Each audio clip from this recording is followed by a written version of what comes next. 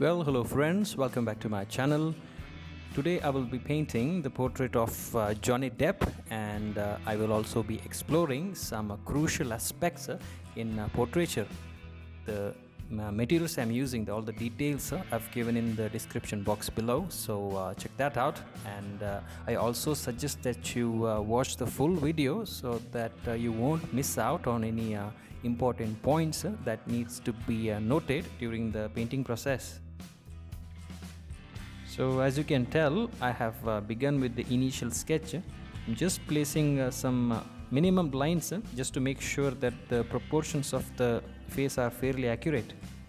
It's good to establish a foundational sketch at the beginning so that the progress later on will be smooth.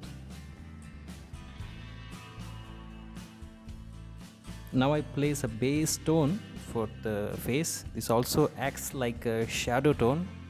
There are two things that we need to remember. That is, one is we have to make sure that the tonal values are accurate as much as possible. Okay. And the second thing is, it's best to use bigger brushes at the earlier stages of the painting.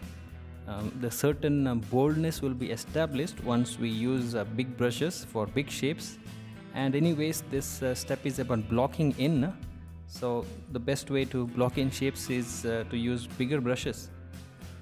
If we get this step, that is the initial sketch followed by placing the base tone, if we get these steps right, we can conclude that 50% of our work is complete. Now I move on to place a base tone for the lighter side of the face. I'm using a yellow ochre, white and brown combination. One thing you may notice is the image, the overall picture looks two-dimensional.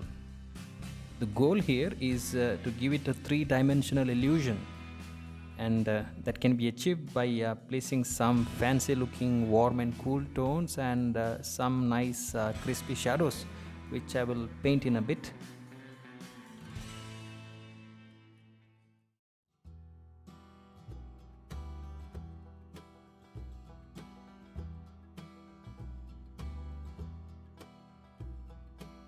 Okay, from this step onwards, I start analyzing.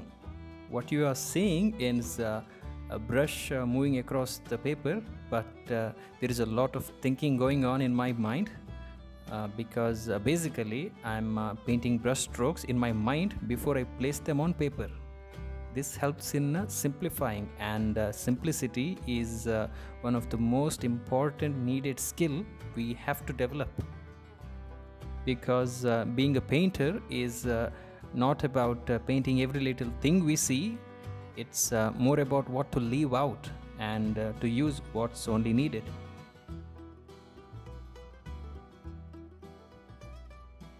Here I'm solidifying some features on the face, and as I said a bit earlier about bringing in the 3D effect, I'm trying to do that here by placing some nice shadows on the face.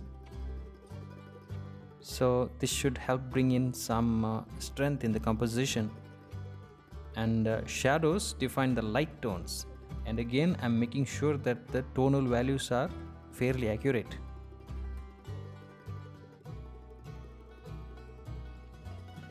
Okay, now I move on with the details. The eyes, the nose, the lips, etc. These are the focal points and I try to bring them to the front. Notice that I'm placing smaller shapes right now using smaller brushes. These small little shapes, when placed correctly, can be a huge contributing factor to the composition. Technically speaking, painting is essentially a bunch of different shapes and tones coming together. All we need, the necessary knowledge we need to be good painters, is that we need to have a good understanding and a good interpretation of the visual elements like the space, the lines, the shapes, the tones, the colors, the texture, the form. So these 7 elements is what we need to practice regularly. And that is our fuel along with sketching.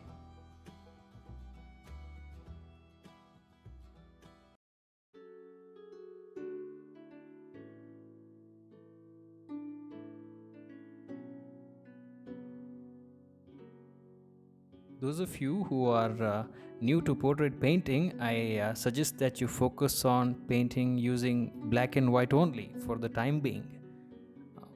What this gives you is the good ability to understand values, and realism is not just about colors, it's more about tonal values. So it's good we practice that always, every now and then. I will be uploading more content on painting using just 2 colors, maybe even 3, especially portraits.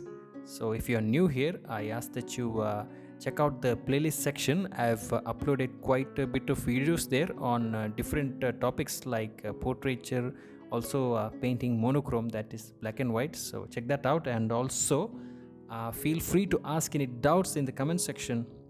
Okay.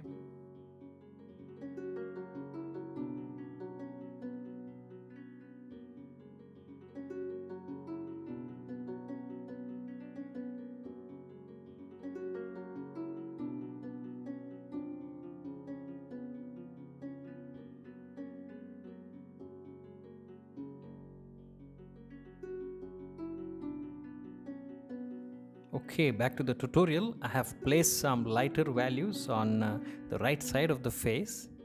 I'm using the same tone with just a touch of leftover paints to place some nice reflections on the left side of the face as well.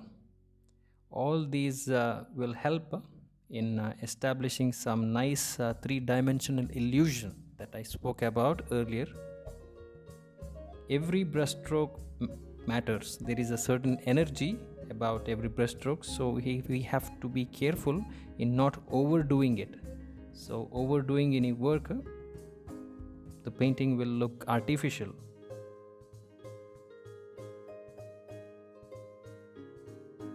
Well, now I place some nice highlights on the face. This what this does is it will create a very nice spark in the composition, and it also will show the intensity of the light falling on the face. You can paint these highlights in the beginning as a reference point.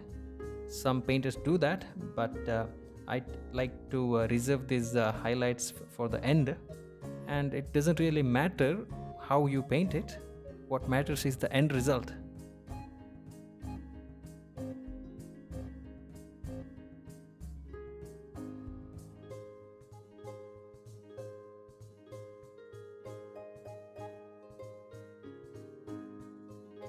And now I place some really dark tones.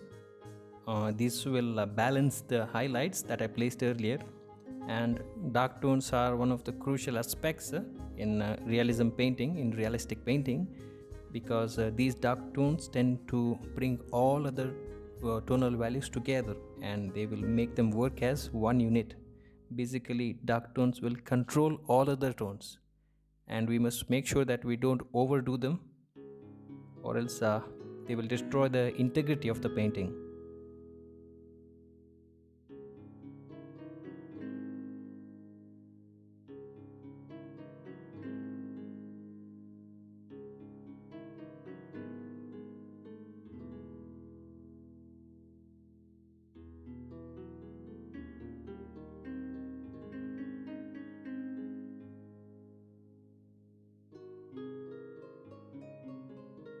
Well friends, if you have made this far into the video, why not hit the like button, and also please consider subscribing to my channel if you are new here, and drop a comment on this video, and give me some suggestions what I should be painting next. I will be happy to read it. Okay.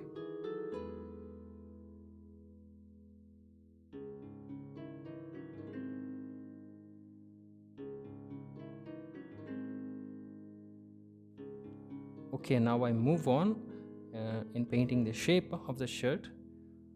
As painters, we have to remind ourselves that it's not just a shirt, but it is a shape.